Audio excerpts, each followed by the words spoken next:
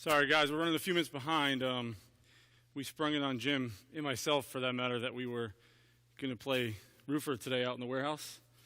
So we had to set some things up for you guys for this afternoon, or for the second part of the meeting. All good? All right, good morning. Billy, what do you say?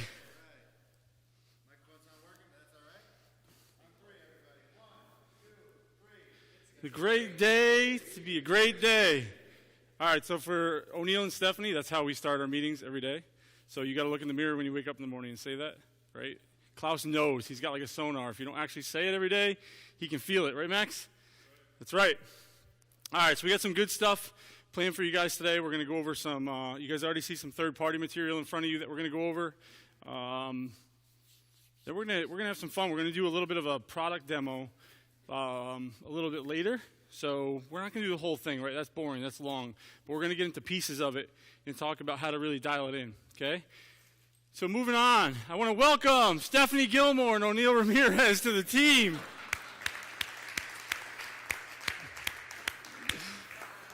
Stand up.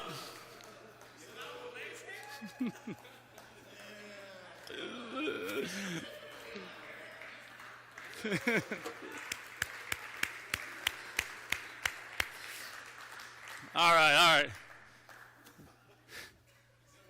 Sorry. I went into FileMaker and the pictures weren't in there yet, so I had to do something. All right. So good morning. Just obviously wanted to welcome these two aboard. They were the missing links, right, guys, to our team, so they're here. And I'm excited to see what both of you can do to help us move forward. Right? Obviously, that's where we're going, so I appreciate it. All right, quick agenda. So we're going to do a couple housekeeping items. We're going to go over the third-party material I printed and laminated for you in front of you there. We're going to get into some performance, product demo. We're going to take a break, and then we're going to be a roofer for a day. Right? Whose idea was this, by the way? I think it was yours, Ivan. You didn't have enough fun in your bathroom. You wanted to do this too, right? No, I'm kidding. I think this is a great idea, and we have some really good things planned out there, where we're doing it, how we're set up. So I want everyone to help out if you can, right? So little by little, step in, be engaged, pay attention to what we're doing, because this is going to help you guys understand how we actually install roofing. Then you can go tell the customer you did it, right? It's the best part. All right, housekeeping. I kept up here the two top ones because one of these you guys are actually doing a really, really good job with, okay? The 48-hour call, we still need work with. All right, so what's going on with this, guys? How is this, what can we do to try to elevate ourselves when it comes to the 48-hour call and really following the perfected sales process, because that's what this is, right? This is the first step to the whole process, right? Confirm, arrive, warm up, right, Bill? What do you guys think we can do together, collectively, to try to make sure we're moving the needle on this? Got any ideas, Lorenzo?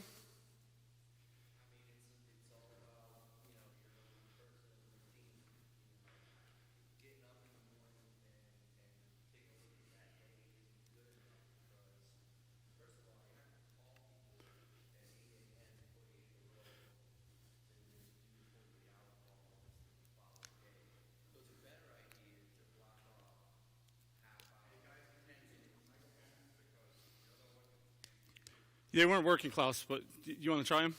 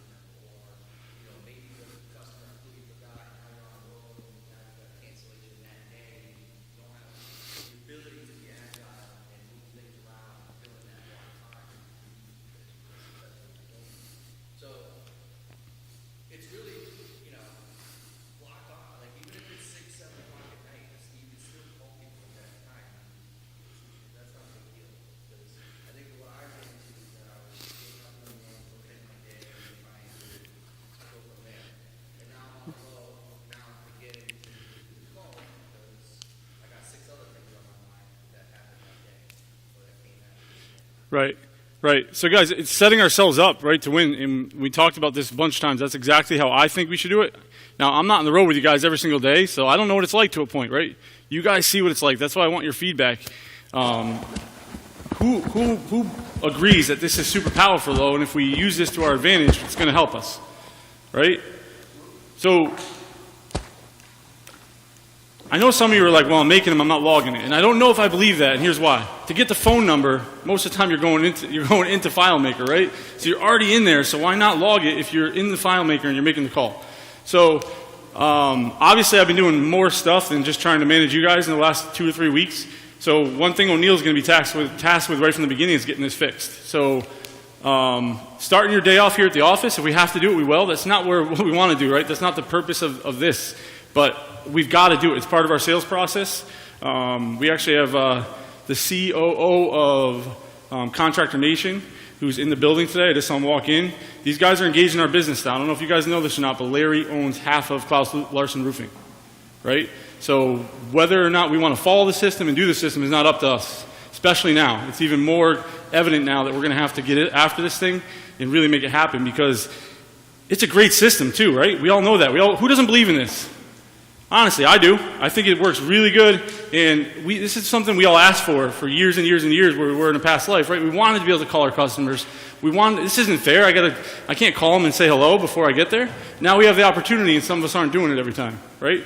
So can I have everyone's commitment right now that we can get this done? All right. Appreciate it. John, you got anything to add? What? You got anything to add on that? No, I think it's huge, though. I think you're probably right, though, that if it's me, I'm going to set a reminder on my phone twice a day. You know, maybe once in the morning, and then once again at the end, to just follow up on people who I didn't hit. Yeah, I have the worst memory in the world. I do. I don't remember if I don't set a reminder. Right? I forget everything. Stephanie, you know that, right? Like, I talked to you about that yesterday. You did? Sorry. So we need to write this stuff down, right? And I'm going to make sure, O'Neill, you got to hold them accountable on this because this is very important to Klaus and the team and in our sales system. It's the first step. All right. The on-the-way call, guys, really shame on us if we're not making that, but I can't make you guys log that, right? That's ludicrous. I understand that you guys are driving. Hopefully we're making that call too. I did see a bunch of the face shields came in, right? So one thing we've talked about moving forward is we're going to, Billy, I think you're going to be our guinea pig, like always, right? We're going to dress Billy up in all the COVID gear we can think of, right? Gloves. I'm going to stop. He's going to wear a mask. He's going to wear a face shield. He's going to have a bonnet. We're going to put everything on Bill, and we're going to take a picture, and it's going to go out to the customer, right? And one of the things we want to talk about in our 48-hour call or on-the-way call is, Billy, let me ask you a question, sir. So I'm coming to your house today. Our goal is to actually get inside the home so we can do a full inspection process of the attic space, keep you and your family safe, all right? So that's the point of this. We're going to send a picture out, not of each of you, but we're going to dress one of you up like the COVID Santa Claus, wearing all this stuff, and you're going to go ahead and offer this up to the customers because we know if we sit at the table, what happens? How many? 90% of the time, right? 90% of the time, if you can actually sit down at the table with these folks, it's usually a deal that's going to work out to revenue and income in your pockets. So that's our goal. So we did get the face shields in. I'm going to try to get those passed out to you guys today. All right? The second one there, guys, jobs left in set status. Give it up. You guys didn't have one job this week left in set status.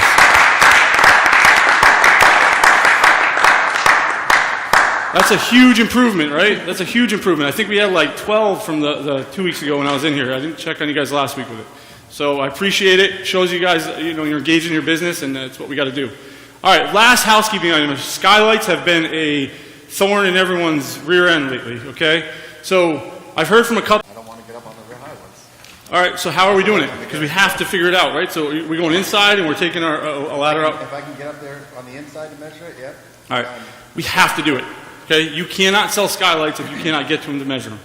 And if you've done everything you can to get to them to measure them and you still can't get to them, then you're going to have to let production know, okay?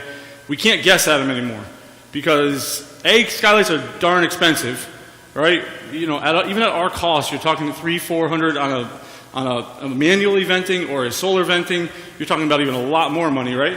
So we've got to make sure we're not sending them out with the wrong skylights, right? So the other thing, the whole get as close as you can, and if not, go to the bigger one.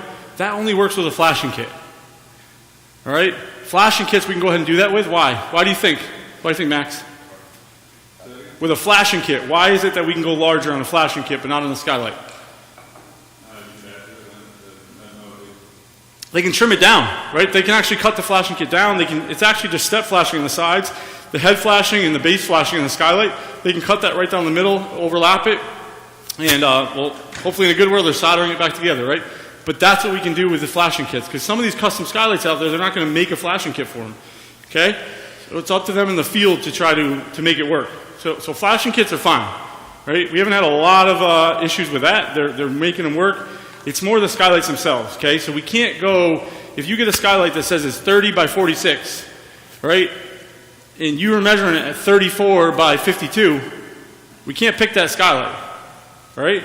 30 by 46, if you're getting 31 by 45, it's probably the skylight. It's probably just the way we're measuring it, right? So that's what you got to kind of keep in mind. I would say an inch, inch and a half each way is really your breaking point where you're going to say, I don't think it's this skylight, right? Now, if you can't identify it to be a Velux skylight, what do we know about the skylight industry? Are there any other options out there, really? No. Chances are, it's them, right? So if you can't find the size, what does that mean? Custom. It's a custom skylight, right? So I know we want to get things done that day, but if it's a custom skylight, one, you can email Nate at Beacon. I know a lot of you have reached out to Beacon, okay? You can call the Beacon, you can email the Beacon. They can usually get your price within 30 minutes on a custom skylight, okay? Now, if you get that skylight price, what is that price from Nate? What's he giving you? 1/3. He's giving costs. He's giving what we're paying for it, right? So if he tells you $280, we can't sell it for that. We're in trouble, right? So you got to make sure he's including a flashing kit, right? And then we got to go ahead and triple it. We got labor and we have markup, okay? So if you get a $2,000 skylight, you don't have to sell it for $6,000. Call me, okay? Call O'Neill. I'll walk him through how we can look at these things. Call John or Lorenzo, whoever you got to call. We'll walk through how we can do these things. We just can't.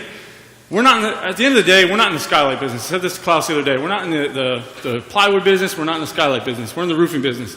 We want to sell skylights. There's good markup there. We can do good things with it. But I don't want to lose deals and screw up deals and piss off customers either just because we can't get the skylight part right. Does that make sense? Now, Stephanie, where you came from, we could only get fixed skylights and this skylight, and right? That's all we could do. There's a reason, guys. I keep talking about this. We're going to get ourselves really quickly back into a box if we're not careful. Right? So we've got to make sure. This is why we got to do our due diligence. If you need a different type of ladder, let me know. Right? If you want a 6-foot little giant so you can tripod it inside the house and make sure you can get up to the inside of that, right? Because I hope everyone can get in a step ladder, right? We can safely get in a step ladder. So if you need that, let me know. Okay? I'll get you a ladder. I'll get you what you need. You know we'll get you guys what you need to do the job. We just cannot no longer go MO6 every job. Okay? What do you got? Real quick, when you're measuring the skylight, you're just measuring the frame of the skylight, not the flashing. Correct. Okay. Correct. The other dimension it gives you is rough opening. So if you have half-inch drywall on the inside, right? So if it's drywall returned, you can get up to the inside.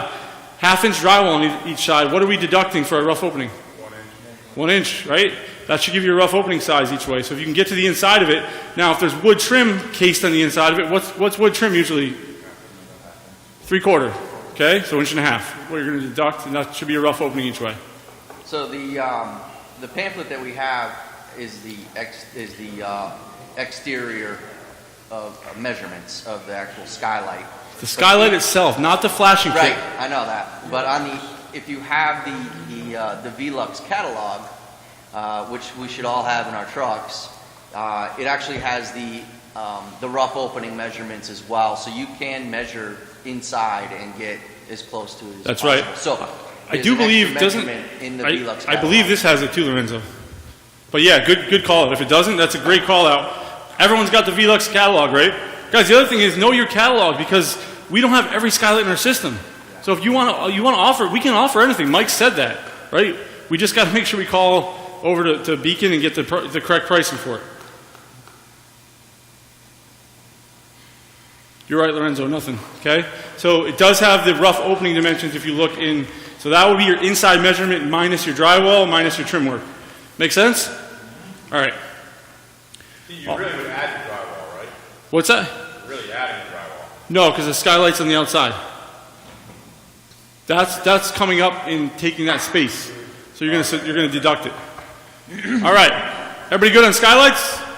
Just do your best with them, right? We're not asking it to be perfect. Nobody ever asked that of you guys. We just got to make sure we try to do a better job for them. We can't, and if you surely can't get to it, it's 25 feet up inside on some crazy setup, and it's on a 12 pitch outside. We obviously want you to sell the job, but we just got to tell somebody, right? I know Mike would much rather know ahead of time that we got to send Sean or someone out there, you know, on you know, certain circumstances to measure these things rather than, you know, setting up the goat. They've done that before, go out and measure it, rather than show up with $1,200, $1,400 at our cost and wrong skylights, and now it screws the crew up, the project manager's running around all day. These aren't good things that's not creating wow service and really taking care of our production team, right? What do you got, Max? Sorry, Matt. Also, you can use your laser measure. If you can't get to it, if you can just deduct, so if you know, just figure out your number to get there, subtract that, know what the measurement is, and you can actually do it with a laser measure. If you know, you just can. All right, good. And the guys were playing the other day with.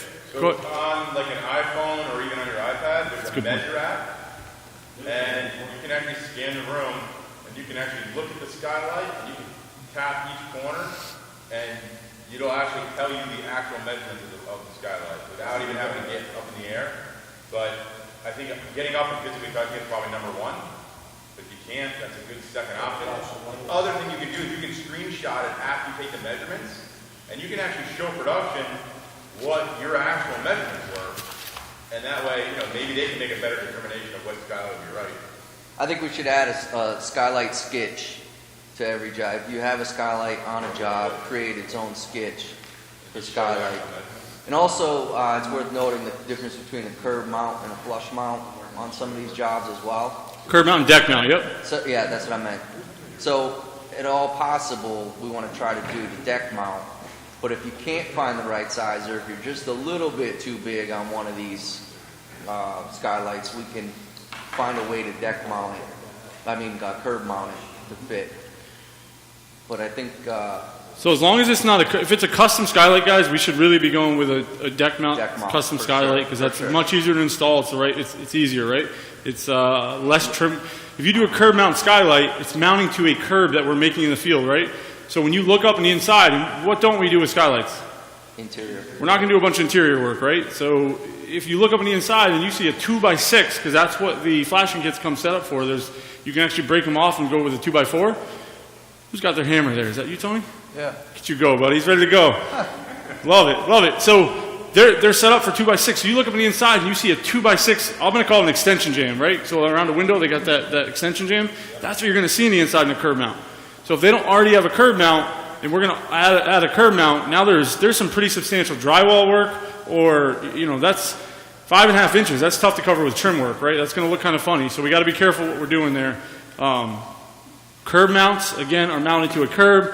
Deck mounts are mounted right to the deck and flash right into the deck. Does that make sense? All right. Does everybody know what it looks like, the difference?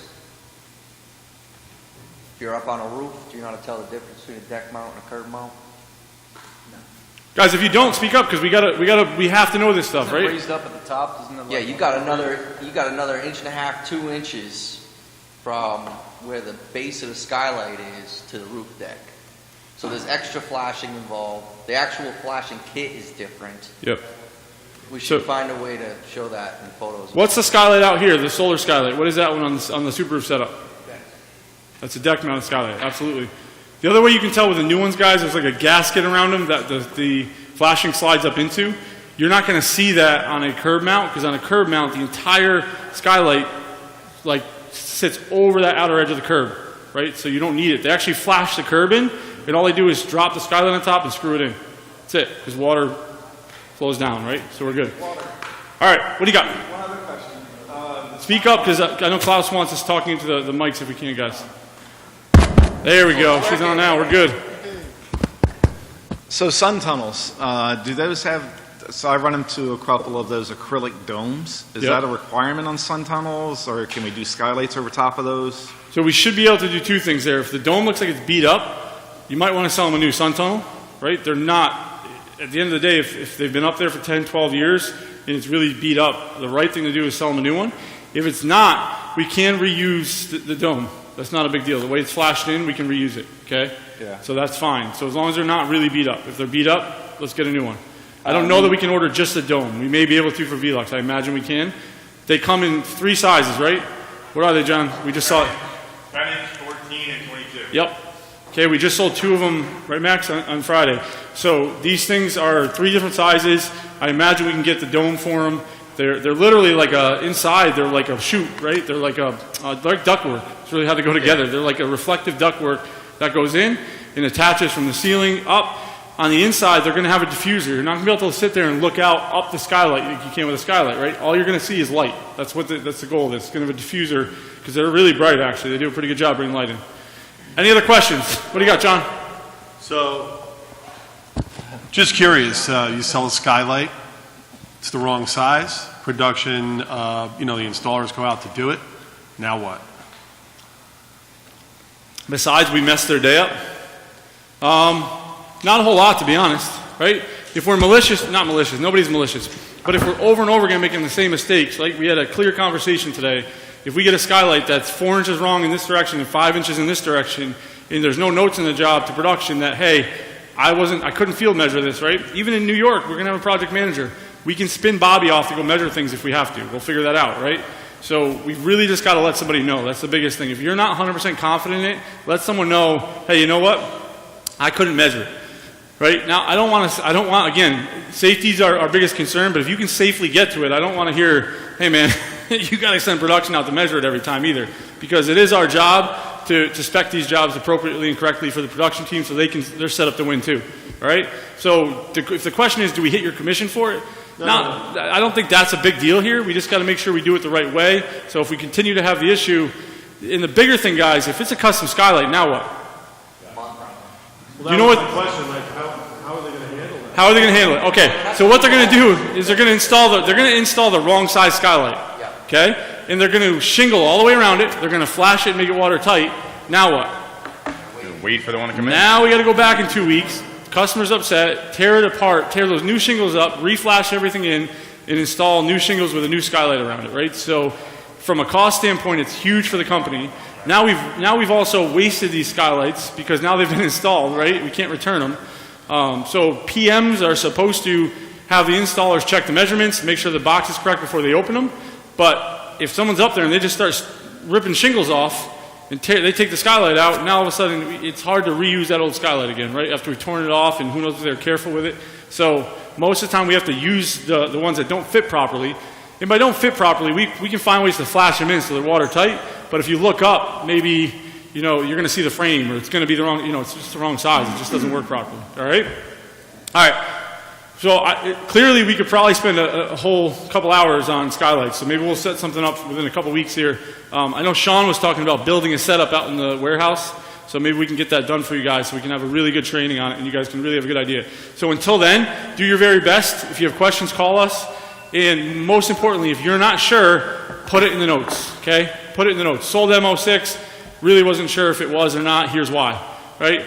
Now, if you're not sure because it's 4 inches wrong in each direction, it's not that you're not sure at that point, it's a custom skylight, right? All right. All good? Yeah. All right. Watch some YouTube videos. Yeah, it's a great point, Lorenzo. Watch some YouTube videos. Probably important to just say that those sun tunnels, don't sell the 22s if they have 60 on center. Ceiling joists. Just FYI. Say that again?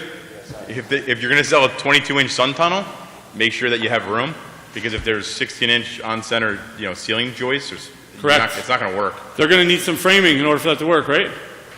You also need to make sure there's a PC extension, you order it separate. Right. All right, so I think those sun tunnels, by the way, guys, cover up to a 48-inch tube. Okay, so if you have some house with a 12-pitch roof and you're putting it up, they want it up by the top, right? Because those got to go straight up. They're not like, I think they can put a couple elbows in them, but they're not going to go like 6 feet across and then up, right? So you have 48 inches of tube, and I think it says 2 like 45-degree elbows. You got to read it, right? So if you have a 12-pitch and they're putting it closer to the ridge, and you can stand in that attic, what does that mean? Not going to work. We got to call Nate, or you guys have a price list actually in your catalog, so you can grab it and triple it. So if they need an extension tube or a couple more elbows, you got to look in there and you can grab it and go that route, right? So if another tube is $150, we got to add money for that, right? All right, I doubt it's that much, but just throwing it out there. All right, we're going to get into some third-party material. I want to get back into organizing this, okay? And I think John, this is one of his specialties that he's really good at, is organizing this stuff. So as we get them as a team, doesn't matter if you're in New York, Rhode Island, or here, right? I want to make sure that I want to compile this stuff so we can really start getting it and be able to use it. So I know Max has had a Owens Corning, a customer interested in Owens Corning lately. A lot of you guys may have had this stuff, right? So it's important to me that we find ways to really explain to them why we don't use Owens Corning anymore, right? So here's just one little tidbit that we came across during training this week. I had heard it before, but I never actually went and found it, put my hands on it. This snippet is right out of Owens Corning's duration shingle installation instructions, okay? Who wants to read that paragraph for me? Billy, you're looking at it. Let's go. You got the microphone in front of you. Mansard or steep slope fastening pattern. Place fasteners 6 1/8 inches from bottom edge to secure both layers of the shingle. Fasteners need to be located 6 1/8 inch above the butt edge of the shingle, regardless of whether they are in the granulars or the sure nail technology fastening area. Jimbo, what does that mean to you?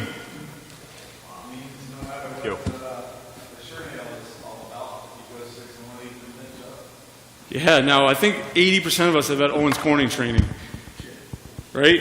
They have that little sure nail ribbon that you can wrap your presents with. It's really good stuff, right? Guess what? Why is it an inch thick? Or why? Shouldn't be, right? Because what are they telling us? Doesn't matter. Doesn't matter. That nail needs to be 6 1/8 inch. How many nails are in the average roof? What do you guys think? Think about 14,000 is the number, right? So 14,000 nails. How many times do you have to take your tape measure out of your pocket to make sure every nail is 6 1/8 inch up from the leading edge of the shingle? 14,000 times. 14,000 times, Bill. Get that guy a prize, right? So who's doing that? No one, right? The same guy on the California Cut Valley that's hand sealing every single one of those shingles as they come in, right? Jeremy likes to say. So think about this. Owens Corning, it's pretty safe to say there's not one Owens Corning roof installed that has a warranty. I'd venture to say that, right? Whether or not they're going to stand up to it, who knows? Mrs. Jones, do you want to take that risk? All right? That's in their installation instructions. That's crazy. Okay? So is this not good third-party material? I can print, just so you guys know, I didn't print it for today. The installation instructions are 8 pages. They're right on the Owens Corning. This doesn't say OC on it anywhere. That's the only thing I don't like about it from a third-party perspective. It says sure nail, right? And it has a little, the little R after there, right? Trademark, whatever it is. So, great, right? But use it, right? If you get those customers, be like, this isn't the only reason, Ms. Jones, but I got to show you something, right? What do you think about this, right? So tell me again, Mrs. Jones, what was the reason you wanted to choose a company like Owens Corning? Warranty. Warranty. Okay, wonderful, wonderful, right? So doesn't make sense to go with Owens Corning. We know a million other reasons why. Here's a glaring one that we have for third party. All right, next one. Any questions about that before we move on? No, it's good stuff. Good stuff. All right. Here's the other one. We've been, even this old house, right? Whatever the guy's name is, he's installing it this way because they feel strongly that it's the right way to do it. We know that about them. They do everything above and beyond. They're like this guy, Homes on Homes, right? Everything's done above and beyond code because code isn't enough. Here's a good example of that, and we didn't want to install it per code either because we didn't like it and we didn't agree with it. But again, they don't have permission to install it this way. They cannot. Okay. Now. Yeah, this letter is not addressed to us, if you guys see that. It's just ice and water special installation. So they've now made it okay for anyone who installs IKO to use this process, right? It's not in their installation instructions, but they've made it okay with this letter. So if you're up against another IKO dealer that's offering this, guess what? It's okay. But if you're up against GAF, it's a no-no, right? They're going to void their warranty. They can't do it that way. So this is just a good call out. I wanted you guys to have the letter. Again, talent isn't selling, right? And we can slide that across the table and show them that we actually have proof. Oh, the other guy does too? Ask him to show it to you. Ask him to show you he's not going to void your warranty, O'Neill, with that GAF shingle if he does it this way, right? Because he can't. They don't have that, all right, to my knowledge. All right, any questions with this? All right, can we use this? All right. get into it. Champ of the week. What do you guys think? Matty Matt. Making it happen. 90% close. 124 grand in volume. Net volume, guys. $12,000 ADL. Give it up for Matt.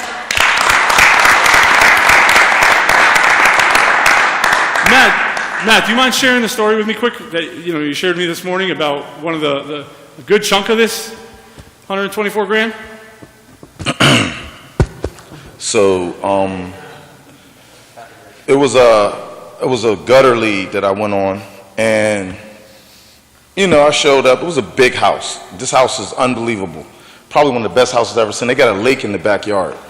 Talked to the customer, went through the whole thing, and then I just looked at the roof and I said, I'm gonna do a roof inspection for you while I'm here, just to see, if there's anything up there, so I kind of went through that whole inspection thing, and while I was up there, I found some hail damage, and I also found some broken shingles where it looked like a tree or something fell on the roof, and it was a small section. And, I pitched them the gutter shutter, and then I said, I worked with the insurance companies, went through that whole thing, and he submitted it. He had a couple other guys coming out for gutter quotes also, so I didn't price the roof, I just priced the gutter shutter, and I got a call midweek, the next week, and the guy called me and said, oh yeah, by the way, we're good to go, the insurance company cut me a check for $33,000. And I was just like, that's the one we want. He's a funny guy. And and then he said, he wanted to do the overhang, so we submitted to the overhangs back because there was some damage, and it ended up being like damn near a $70K job. So, and that was just from a gutter appointment. So doing the research and getting up there and really looking and going through it and breaking those jobs down. And I mean, it's a luck of the draw. I think Lorenzo said it best. You don't want to be fighting with the insurance companies for weeks and weeks. If they're going to give you some money towards it, try to close it. But in this one, I'm going to be honest. It wasn't anything. I just told him about it. He had two other people come out. They both showed him white gutters. But the thing that was interesting, two other guys told him he would not get approved for insurance because he only had been in the house for 1 week. Because he talked to them about it. He said, well, what do you think about insurance? And they said, oh, you only been in the house a week. They're not going to approve it. And so it does work. You just got to stick with it or whatever. And that was it pretty much. Good stuff. Good stuff, guys.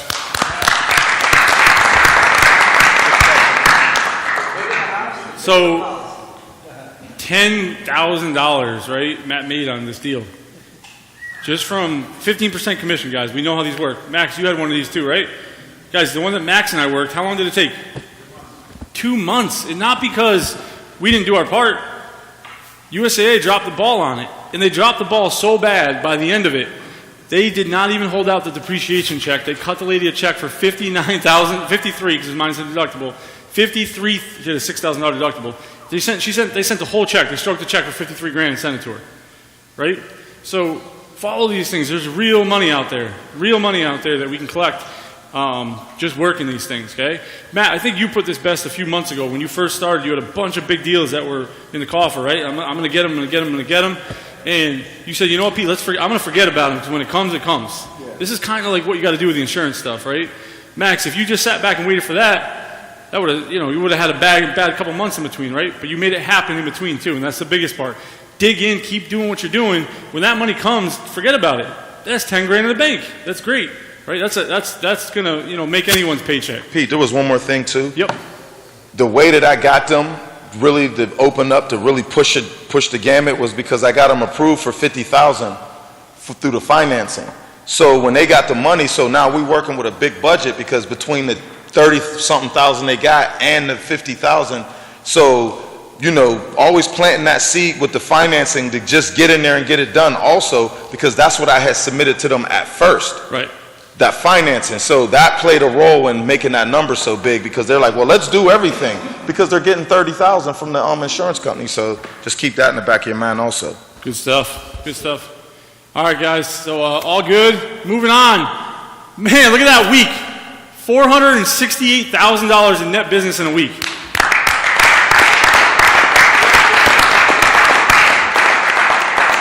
Guys, that's by far our top week yet that we've had since we've been here, right? We ran a good amount of leads. We came in with a $5,200 ADL overall with a 45% close, $468,000. So kudos, guys. We made it happen. We had a couple big deals in there, and we have one more, right, Abdul? Okay. When we getting that one? Hopefully tomorrow. Oh, now you're making me, my heart just skipped a beat. You sounded sure the other day. What's going on? You need that? O'Neill, you want to go help him with that one? All right, appreciate it. Those come from the life insurance. Life insurance? And where is it? I go pick that thing up. Last day of the month, make it happen, right? So guys, this is obviously an outstanding week. We put in, if we could do this every week, even if we do 400,000 every week, that's going to put us way above, way above where we want to be. It would got us very close to that 1.7 we're getting after for the month. So as the month looks, we're pacing 1.45 right now. We're behind. Yesterday was a rough day. Yesterday was a rough day. Ivan got one done. Unfortunately, we didn't find the credit. Good job, Ivan. Other than that, we didn't bring one in yesterday, right? That's an off day for us for sure. But we got today and we got tomorrow to make it happen. So can we get it done? Yes, sir. All right. So we did 450 last week. So between today and tomorrow, we're looking to bring in 400,000. Abdul's got 60. How much you got? 18 on Wednesday, right? Who else has one between now and Wednesday? What do we got for beatbacks? 30 tomorrow? All right. Guys, we're already closing in on it. You got another 18 maybe? So we're close to 100, guys. So let's see what we can do to make this happen. If we can catch up to 1.7, Klaus said breakfast. I think he should spring for something else. What do you guys think? Something lobsters? All right, let's make it happen. Smoked meat? No, man, that's played out. We did that one. Call all your customers that you have for the month. Today, tomorrow, set something up for Wednesday, call your arm, get them all. Make it happen, guys. Don't worry about next month. Right? Let's hit our 1.7. This is we did in August, I believe. I'm sorry, July. In August we did 1.45, I think, right around there, right? So let's beat it, right? I would love to hit 1.7. If we can come in at 1.6, 1.55, something like that, I think we'd all be very, very happy with that month, and it'd be a great comeback. Who remembers our first week? What did we do, like 130 grand or something like that, right? It was tough. It was tough out there. I think you guys squeezed that sponge, right? And you got everything out of it for me the last couple days of the month. Let's do it again right now, right, to make up for that first week. Obviously, we did it last week, so great job, all right? Quick update, year to date. Look at Mr. Abdul Perry. He is $8 grand away from being at $1 million. Give it up.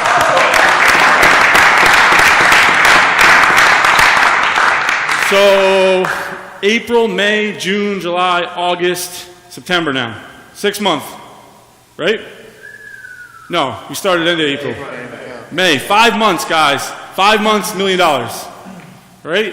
So again, he's definitely on pace to do $2 million in a year. For that matter, a bunch of you are on pace to do $2 million in a year. So who would have thought, right? This is possible.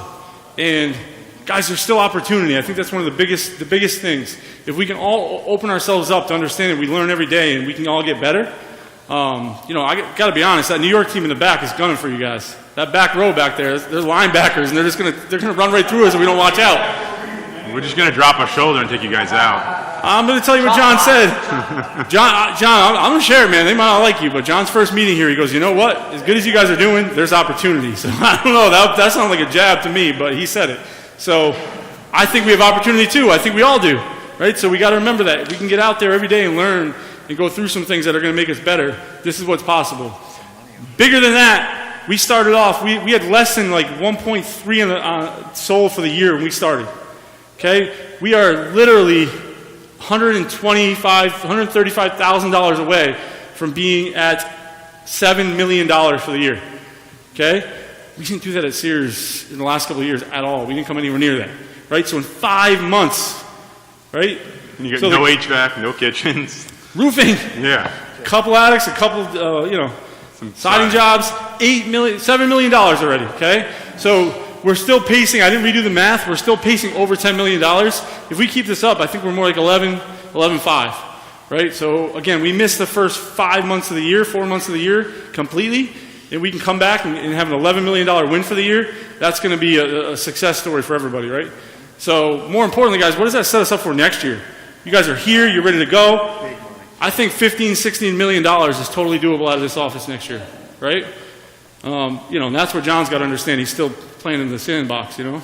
He'll be Listen, when we beat you guys, we'll teach you how we did it. You know, we're not going to hold it out.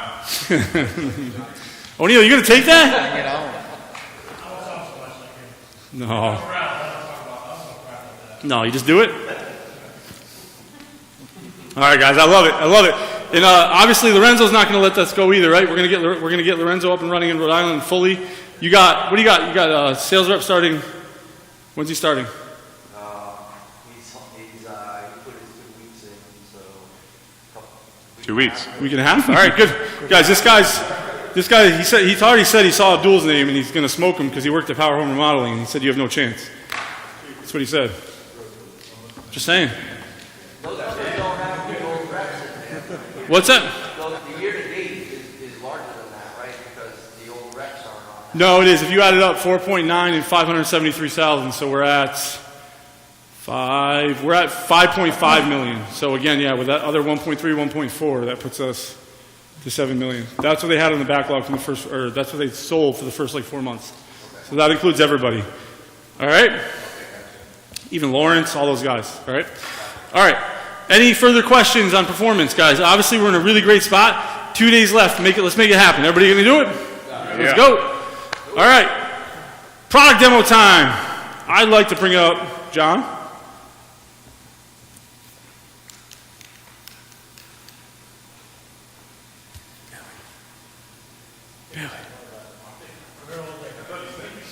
I am. I was seeing who made eye contact with me. Billy was like he wasn't breaking contact with that board for nothing. He was, no way. That means you can't call me. No way. Mr. Raffle, come on up. All right, so Patrick, I got to tell you, yesterday we were doing some role play in the room, right? And he looks at me and he goes, man, good thing these guys aren't like Patrick, right? He remembered. Patrick was the worst customer there was. All right, let's set up the bag. Let's sit down. What I want you to do, Jim, is I want you to run through a product demo, but I want you to just talk about the edge metals. We're not going to do the whole thing. Run us through your edge metal product demo. We're going to bring a few people up here and we're going to do different stuff. Now, full disclaimer, when you open that bag, don't be jealous because the new bags are a little nicer than yours, but I don't want to be hearing it yet because you guys got to earn the new one. This is my bag. Oh, that is your bag now? Okay, Yeah, good. this is my Good bag. call. What are you talking about? You're going Good to make call. me do a demo, man. There's a price to pay now. All right, John. So I know you said you had a few folks out. They kind of went through the entire process with you and talked about how they're going to do a roof. How'd you feel about that? I don't know. It was a roof. It was a roof. Yeah. So when you went through that, kind of what kind of struck you as meaningful, or what was less important, or what did you learn from that experience? They're going to give me like a 20-year warranty. That was kind of 20 year? cool. Yeah. All right. So they gave you a 20-year warranty. Yep. And what about their installation process? What about that process led you to believe they're actually going to be able to honor a 20-year warranty? I'm not sure if they really did that. You know, Oh, they really? use 6-foot ice and water shield. They told me. That's and, fair. They're going to put some underlayment on there. Tiger paw, they called it, I think. Tiger claw. Yeah, tiger Like claw, tiger blood. tiger paw, something like that. Tiger blood. Tiger blood. That Yeah, sounds we're scary. right back to yeah. it, huh? All right, sounds good. So, what information do you feel like, would help you kind of make a decision on moving forward with a particular installer? I just want to make sure I'm going to get a good warranty. Good warranty? I want a roof that's not going to leak. Great. That makes sense. A roof that leaks is kind of, you might as well have palm leaves up there, right? Yeah. All sure. right. So, did they happen to talk about the edge metals at all? I don't know. Throughout I the have no idea process? what that is. No. No? No. All right, it is fairly significant. So there's two types of edge metals. There's a drip edge that goes behind your gutters that you may or may not see Okay. in some places, and then there's what we call a rake edge that go up the gamble side, or call it the peak sides of the house. Okay. Before I started this job, I call it the peak instead of the gamble side, but that's just me. So they didn't go into that at all with you and kind of show you how not they're going to do really. it? No. Yeah. Well, let me ask you a real simple question, too. When's the last time somebody gave you an upgrade and didn't tell you about it? I guess probably never. There you right? go. So there's two different kinds of edge metals out there when it comes to doing this work on a home. Here at Klaus Larsen, we use what's called an F8 drip edge. So Okay. again, this is what goes behind your gutter. This is the face that you may or may not see, and this is the part that goes underneath the shingle. So the significance about this is, number one, we crimp these edges. So otherwise, it's just a piece of sheet metal and it's pretty flimsy. But once you put that hem in there, go ahead and feel how that, get a hold of that and take a look at it. Piece of metal. Yeah. Yep, this is industry standard. So before I hand you that, the big deal about this is look at that face. This is what leads to a lot of fascia rot. It's not even long enough to actually get down to the gutter. So the water, through water adhesion, it kind of wraps around this and then it's flared at the bottom to flick that water into the gutter. If it's not reaching the gutter, guess what it's getting to? The wood, maybe? Yeah, the fascia. Yeah, It's the causing fascia. that's what's kind of leading to that rot that you saw in the back. And then if you notice, you'll see a lot of these flopping in the breeze on the house, primarily because they're so short they don't even hit with a nail. I never thought about that. Now take that one and feel how flimsy that is on the edges. Oh, yeah, it's pretty cheap. Not the best thing in the world, right? No, not good at all, really. So give it a choice. Which one of these would you prefer to have on your home? That one for sure. And let Yeah. me ask you, they mentioned a 20-year warranty. They didn't tell you what kind of edge metals they're putting on. Do you think you're going to be able to get a 20-year warranty, or somebody stand behind a 20-year warranty if they're using this kind of stuff? Probably not. All right, fair enough. Any questions so far? No. All right. The next thing that I mentioned earlier was the gable, or a rake edge, Yep. if you will. This is the other part of it. So similar story here. This is a C4 rake edge that we use. This is the part that goes under the shingle. This is the face that you see going right up there, the peak. Similar story. You're not running with it because you're just starting with the edge metals, which we never do. But I thought Jim did a pretty good job. What do you guys have for feedback? Let's throw one of these down. Feedback. Really? Give me 3 things he did good.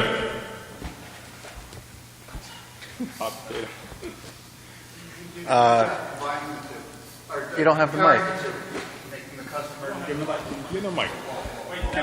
Mic him up, mic him up. Does it work? Yeah, he did a great job comparing the two and letting the customer choose which one, showing the differences between the two. Which one would you rather have on your house? Obviously, the better one.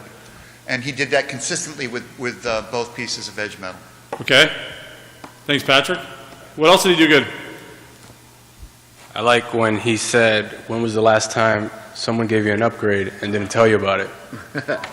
That's a Good one. I might Max, use is that yours? today. Oh, my man. Stole that one from Mac. Come on, where's my copyright? Oh, man.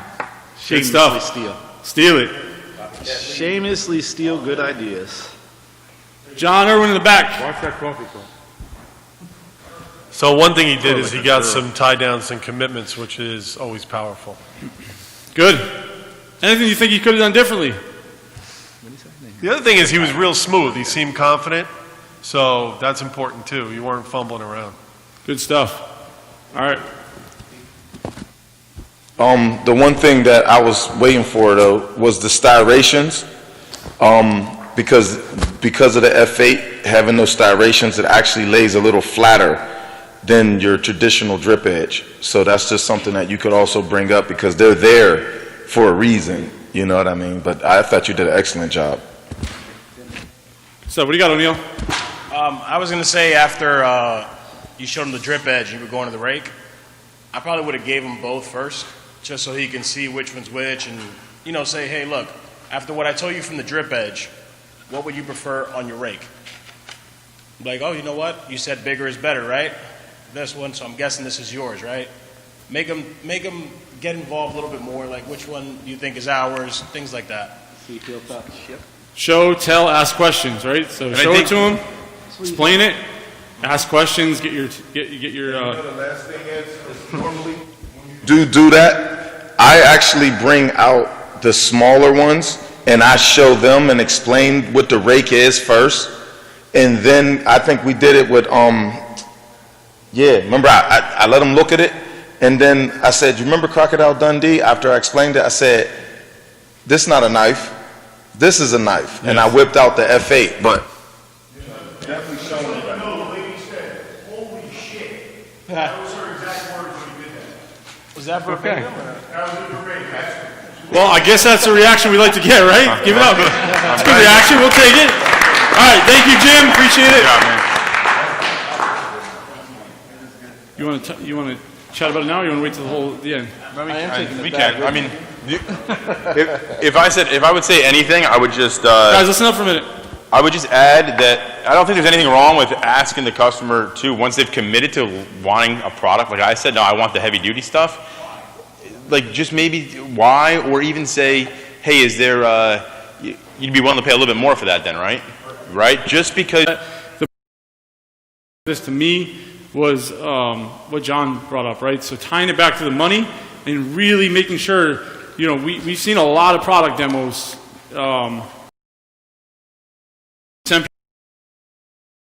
And man, I didn't hear a lot of tie downs, right? So that's the first thing. So Jim did a great job with that. I thought you did have the tie downs. I thought you had it, but we can tie it back to the money. And then what should we do with that? After we get the commitment, what do we do with it? Hand him a pen. Yeah, hand him a pen. Or you take your pen and you write it down. Yeah. Right? Let's write it down, because then they can't get out. Now they told you they're willing to spend a little extra money for quality, and you could write that in big letters somewhere, right? Willing to spend additional money for quality, you know, important, whatever you want to write, just to make sure they know you got it, right? And what's up, Emil? I got a mic too.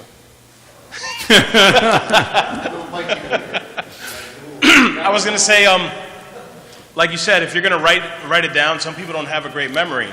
When you're going to close or pre-close, whatever you're going to do, right before the close, now you can go down all the whole list. Hey, just to go over everything, quick recap, you said that you definitely bullet points. So if you do a great product demo, you should have, I don't know, at least a couple of tie downs for each thing in there. So by the time you're finished with everything and explaining everything, they're like, oh, I guess you got me on everything. So that was the ultimate goal today. We were going to go through and actually write down tie downs for each step. I really, after putting this together outside, I want to spend time out there today. I think it's very important today. We have, Klaus wants to videotape it, so we got to make sure we're all set up out there for that. So good, great point. And guys, that's where we can, I know we don't have the accomplished list that they use in other, you know, other businesses throughout Larry's, you know, Perfectus, where they use this stuff in kind of like your basement systems and attics and all this stuff they do. But that's a good way to tie it back to what they want done, right? Because they told you all these things.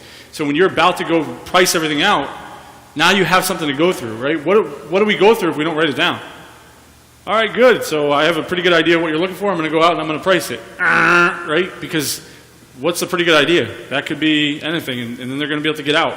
We want to shut those doors. So when you write it down, to O'Neill's point, recap it right before you go put the price together. Now when you come back in, so Bill, I'm all set. I actually went outside, and like I told you, I put your whole package together based on exactly what you said was important to you that we went over right before I went outside. So I think you're going to be happy with what we have for you, right? And then you can start going through the contract line by line, and then we're talking to them and reminding them about their tie downs then too. Right, so this is the one, Bill, this is the ice and water protection you said you preferred. I went ahead and included that gold shield for you. I know you said that that's the only way you, I think your exact words, let me look, is the only way you let this roof get installed was with this product right here. Isn't that right? Perfect. All right, let's move on now, right? So then you can keep going down the list, and that's a powerful presentation. We tie it back to money, and I think the more we do that, and that's what I meant today. You guys are doing a great job, but these are little things that I think we can do. We can just step it up, right? And if we do them every time, Matt, you're a soldier for doing things every time, right? And everyone said that. Chris called me Saturday. The guy was like so excited. You were jumping up and down driving home, right? All the way back to New York, 5 hours. I thought I was going to have to send him for a drug test. He was high, man. He was crazy.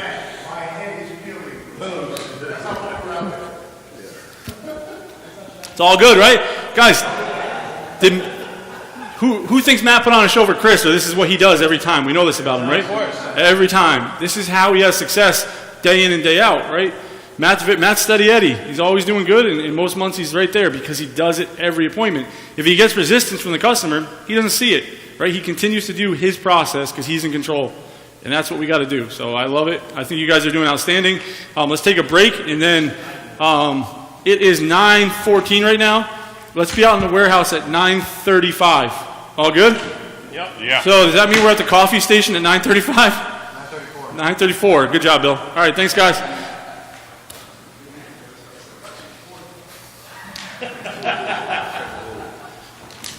can come back at what time, 10? 11 o'clock. 30?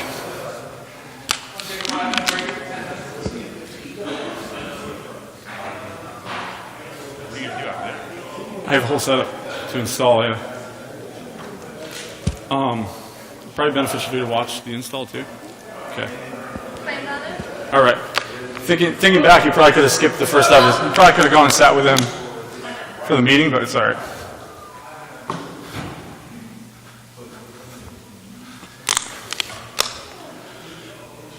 Yes. No. He's there. Which is good.